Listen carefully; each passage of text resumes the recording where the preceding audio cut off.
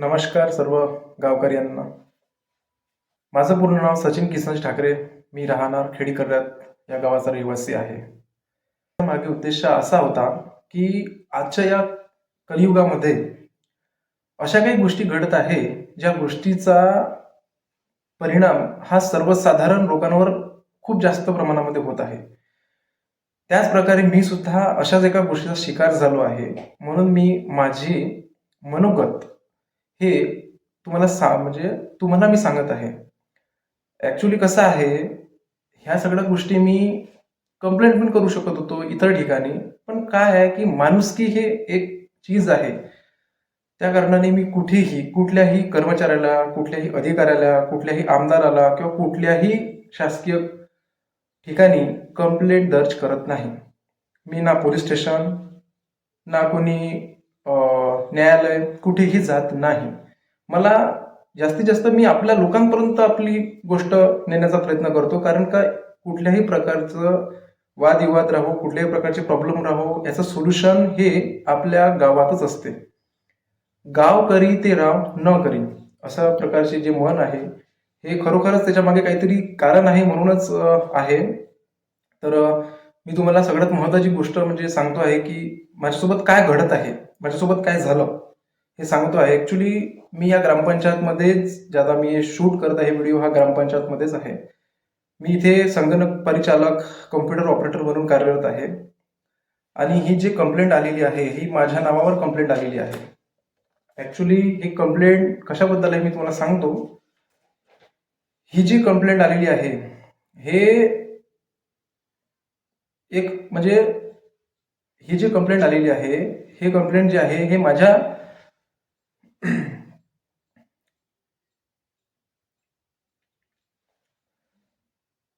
तर गावातील सर्व लोकांना माझी विनंती आहे की मी ही जे माझ्याबद्दल आलेली कंप्लेंट आहे हे मी तुम्हाला व्यवस्थितपणे सांगतो की कंप्लेंट करणार कोण आहे आणि ही कंप्लेंट कशाबद्दल आहे.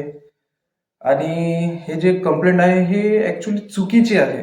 कारण याच्यामध्ये जे शब्द वापरलेले आहे हे मी अजिबात वापरलेले नाही. अजून आमचा वादविवाद सुद्धा झालेला नाही. हे म्हणजे कोण केलं, काय केलं हे मला माहिती नाही, पण मी तुम्हाला सांगतो आहे. ठीक आहे. तर माननीय सचिव व सरपंच साहेब, ग्रामपंचायत खेडी कर्यात, तालुका नरखेड, जिल्हा नागपूर. विषय आहे, खालील गैर अर्जदार यांनी माझा जबरा रस्ता थांबविलेला आहे करिता मौका चौकशी करून रस्ता खुला करून मिळावा याबाबत. आता मी घर बांधत आहे. माझ्या घराच्या साईडनं एका व्यक्तीचं घर आहे, ज्या व्यक्तीचं नाव राजेश्वर गोविंदराव मुंगल असे आहे. ऍक्च्युली माझा कोणासोबतही कोणताही वादविवाद नाही आणि मला ह्या गोष्टीत पडायचं पण नाही आहे. कारण का मला एवढं माहिती आहे, काय घेऊन जायचं आपल्याला, काहीच नाही, सगळं इथेच राहते. पण असे फालतूचे धंदे करणं, फालतूची कामं करणं हे मला योग्य वाटत नाही आहे.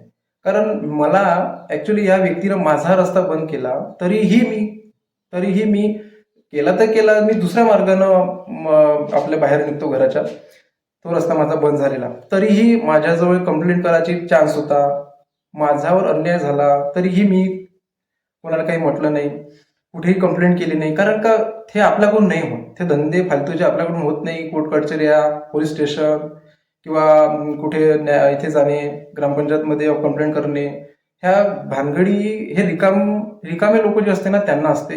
आपल्यासारख्या कामी राहणाऱ्या व्यक्तीला हे असे धंदे शोभत नाही. तर इथे विषय काय आहे, अर्जदार राजेश्वर गोविंदराव मुंगल, राहणार खेडी कर्यात, तालुका नरखेड, जिल्हा नागपूर. ऍक्च्युली मी एवढं वाचत नाही, तुम्हाला मेन म्हणजे काय विषय हे समजावून सांगतो. ठीक आहे.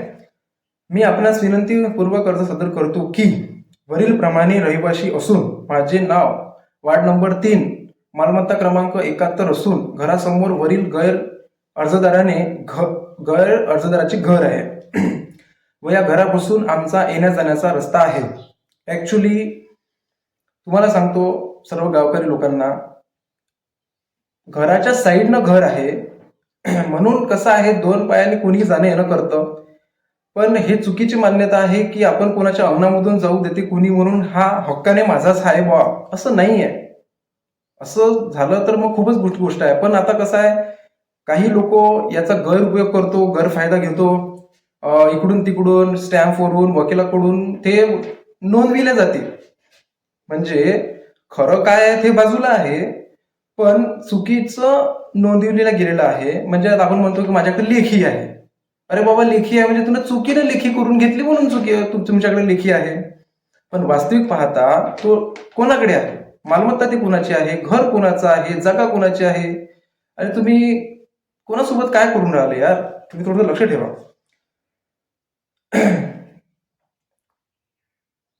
हा, या घरापासून आमचा येण्या जाण्याचा रस्ता आहे, परंतु वरील गैर अर्जदार हा त्याचे घराचे काम सुरू करीत आहे व तो रस्ता ताब्यात घेण्याची तयारीत आहे. अरे मी कशाला ताब्यात घेऊ, मला काही घेऊन जायचं आहे का, मी कशाला ताब्यात घेऊ कोणाचा रस्ता?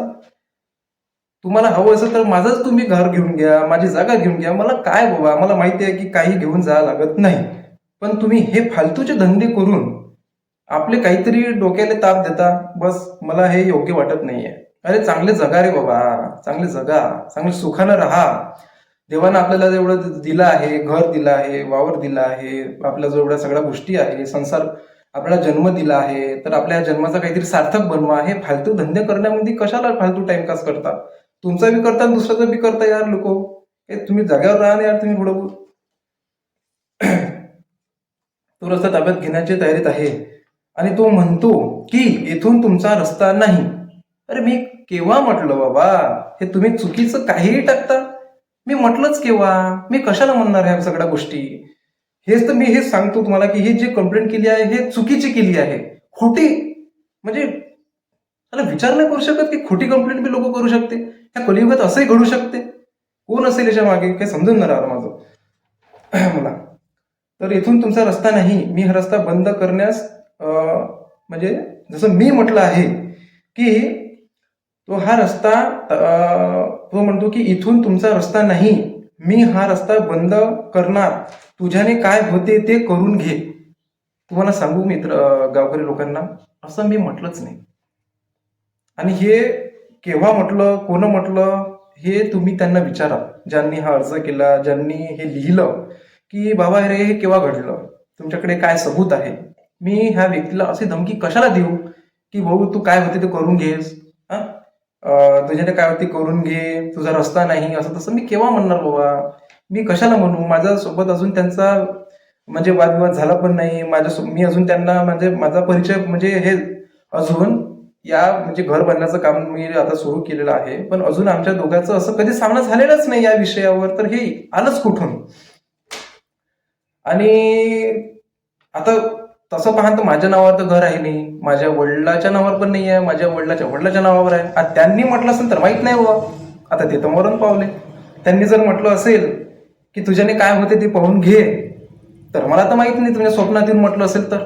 पण माझे बाबाजी तशा म्हणजे बिचारे साधे होते, ते असे म्हणू शकत नाही. आणि माझे वडील तर साधेच होते, ते म्हणू शकत नाही.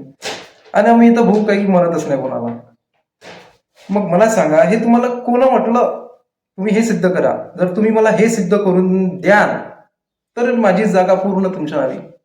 जर मला तुम्ही सिद्ध करून द्याल की हे मी जे असे शब्द बोललो, काहीतरी चुकीचे बोलता यार राव तुम्ही, काही गावात राहायचं आहे तुम्हाला, मला पण राहायचं आहे, तर थोडं विचार करून करा यार असे काम. मी कसं ह्या गोष्टीत पडायला नाही पहा, मला तुम्ही ह्या गोष्टीत पाडू पण नका. माझं सरळ सांगतो मी, मला ह्या गोष्टीत पाडू नका सहसा. आणि नंतर सांगितलं की तुझ्याने काय होते ते करून घे, करिता आपण हे बाब लक्षात घेऊन मोका चौकशी करून हा रस्ता थांबवून रस्ता खुला करून मिळावा करिता विनंती. ठीक आहे, आता हा अर्ज आहे, हा तुम्हाला मी ग्रुपवर टाकेल, त्याबद्दल काही विषय नाही आहे. आपल्या युट्यूब चॅनलवर सुद्धा हा मी अपलोड करणार, तुम्ही हे पाहू शकता की माझ्यावर कशा प्रकारचा अन्याय होत आहे. आता मग कोणी म्हणेल की नाही त्यांच्याकडे लेखी आहे. अरे बाबा, लिहिलं तुम्ही तर आम्हाला विचारून लिहिलं का? तुम्ही चुकीचं लिहून घ्या काही पण. आता ह्या जगात काही होऊ शकते, ह्या जगात काहीही होऊ शकते. खरी गोष्ट काय आहे हे कधीही समोर येत नाही, कारण का कलियुग आहे. योग्य काय आहे हे कधीच लवकर समोर येत नाही, सगळ्या चुकीच्याच गोष्टी समोर येते. कारण का इमानदारीने जर जमाना राहिला असता, खऱ्या गोष्टीचा जमाना राहिला असता तर असे प्रॉब्लेमच नसते झाले, सगळं व्यवस्थित सॉल्व्ह झालेलं असतं, कोणी काही नाही. आता ही जी तक्रार आहे ही इतकी खोटी तक्रार आहे की याच्यामध्ये असे शब्द वापरलेले आहे की जे मी कधी बोललो पण नाही. अरे बोललोच नाही तर मग हे तुम्ही कसे काय म्हणजे सिद्ध करून दाखवा ना मला की हे जे शब्द बोललो ते बोललो.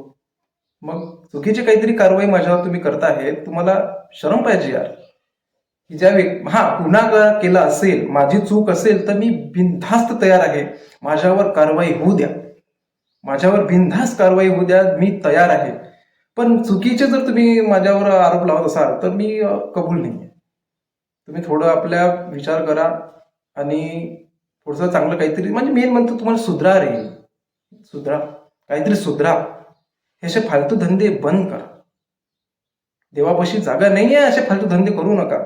आणि मी हे सांगतो तुम्हाला, मी सांगितलं होतं की पहा माझ्याकडे आता कसं आहे, लिखित आता असेल नसेल मला काही माहित नाही. माझ्या वडिलाचे म्हणजे आता ते खूप म्हणजे घर खूप जुनं आहे. आता कुठे रेकॉर्ड आहे मला काही माहित नाही. सगळं माझं घरचं बांधकाम चालू आहे तर माझी मी कुठं ठेवलं तर. पण काय आहे हे तुम्ही चुकीचं लिहिलेलं गेलं आहे की इथून रस्ता आहे तिथून रस्ता आहे, हे आहे ते आहे. अरे बाबा मी ज्यासाठी मनाई करतच नाही आहे, बट मला घर बांधायचं आहे तर मला कंपाऊंड करणं आहे, मला सगळ्या गोष्टी करणं आहे, तर मी माझ्या जागेमध्ये घर बांधणार नाही का? बरं मी तुम्हाला काही अडचण केली का? की तुम्ही जेव्हा घर बांधलं तेव्हा मी तुम्हाला अडचण केली का? वास्तविक पाहता तुम्ही जी माझ्यावर कंप्लेंट केली ही कंप्लेंट तर मी करायला पाहिजे, बरोबर ना? तुम्ही जी माझ्यावर कंप्लेंट केली ही कंप्लेंट तर मी करायला पाहिजे ऍक्च्युली. पण मी केली का? नाही, कारण माझ्यामध्ये हे धंदे नाही आहे. मी भाऊ एक साधारण व्यक्ती आहे, आपल्याला एक चांगलं जीवन जगायचं आहे. हे असे फालतू धंदे करून आपल्याला काही फायदा होणार नाहीये. उलट माझी कंप्लेंट पाहिजे, ठीक आहे ना? माझी कंप्लेंट पाहिजे की माझा रस्ता बंद झालेला आहे, पण मला माहिती आहे काय घेऊन जायचं बाबा, ह्या व्यक्तीने रस्ता बंद केला तर जाऊ दे, आपण इकडून जाऊ, माझं काय जात आहे. उलट माझ्या घरासमोर बजरंगबली आहे, मी तिकडून जाणार. आताही माझ्या घरात रस्ता सरळ तिकडे पूर्वेकडे नाही, आता मी इकडून रस्ता करत आहे, मला काही प्रॉब्लेम आहे का? नाही. पण समोरचा व्यक्ती जर माझ्यावर असा आरोप लावत असेल तर कसं आहे, हे योग्य नाही आहे. थोडस विचार करून काम करा. आणि मी हे सगळं म्हणजे गावकरी लोकांना तुम्हाला विनंती करतो की माझा न्याय हे मी कोर्ट कचऱ्यापर्यंत, पोलीस स्टेशनपर्यंत किंवा इतर ठिकाणी नेऊ शकत होतो, पण याच्यात मला काहीही पडायचं नाही. मला याच्यात पडून काही आपलं जीवन बर्बाद करायचं नाही आहे. मी हे तुम्हाला याच्यासाठी सांगतो आहे की गाव करी ते राव न करी. म्हणून मला माहिती आहे की गावाचा सपोर्ट भेटला, गावाच्या लोकांना जर माहित असेल तर मला कुठल्याही कोर्ट कचेरीत जाण्याची गरज नाही. आणि मी जागेसाठी भांडत नाही. अरे बाबा मी जागेसाठी कशाला भांडणार? मीच तुम्हाला सांगून राहिलो काही घेऊन जावं लागत नाही, इथेच राहणार आहे सगळं, आणि मी जागेसाठी भांडणार का? मी इतकं मूर्ख आहे का? मूर्ख आहे ते लोक जे लोक जागेसाठी भांडतात. अरे आपली नाही रे बाबा, आपण इथे जन्म घेतला, जगा चांगलं, राहा आयुष्यामध्ये, आणि आपलं जिथं जेव्हा जायचं आहे तेव्हा जाणारच व्यक्ती. पण इथे चांगले राहा, एकमेकांसोबत चांगले व्यवहार ठेवा, कोणाला दुःख देऊ नका, कोणाचे दोष बघू नका, फालतू धंदे बंद करा. फक्त हे असे रिकामे कामं बंद करा रे बाबा, चांगले कामं करा, आपले मुलं घडवा, मुलांना शिकवा. हे फालतूगिरी काऊन करता तुम्ही? असे धंदे काऊन करता? थोडस चांगल्या मार्गावर जा, योग्य पद्धतीनं वागा, थोडं काहीतरी चांगल्या आध्यात्मिक प्रगतीमध्ये प्रगती करा. हे काय याच्यामध्ये पडता तुम्ही फालतू? ह्या जागेसाठी त्या जागेसाठी झगडता फालतू. तुम्हाला जागा पाहिजे, घ्या ना जागा. अरे मी सांगतो ना, आता गावकरी लोकांना मी उद्या बोलवलं आहे. जर गावातील लोकांनी माझं समर्थन, माझं नाही, मी तर तुम्ही ना माझ्याकडून बोला ना दुसऱ्या व्यक्तीकडून बोला, जे खरं आहे ते बोला, ठीक आहे? तुम्ही म्हणाल मग याच्याकडे लेखी आहे, असेल बाबा, आता खोटे काम करून लेखी केली तर मी त्याला काय करणार? पण जे माझा रस्ता आहे ते तुम्हाला तर माहित असणार ना. लहान मुलांना माहित आहे, म्हाताऱ्या लोकांना माहित आहे, सगळ्यांनाच माहित आहे की माझा रस्ता कोणता आहे. मग तुम्ही सांगू शकता ना तिथे येऊन की नाही बाबा हा रस्ता याचा आहे, हा रस्ता याचा आहे. आता मी असं म्हटलं, मी असं थोडी म्हणणार आहे की तुम्ही पण जाऊ नका. तर बाबा ठीक आहे ना, जसा आमचा रस्ता तिकडून तसं तुमचा तुम्ही जा, पण तुम्ही हक्क गाजवता की इथून रस्ता माझा आहे, कायद्याने नाही. तुमचा रस्ता आहे तर तुमचा तो प्रेमाखातीर आहे, पण तुम्ही कायद्याने बिलकुल असे हे नाही करू शकत.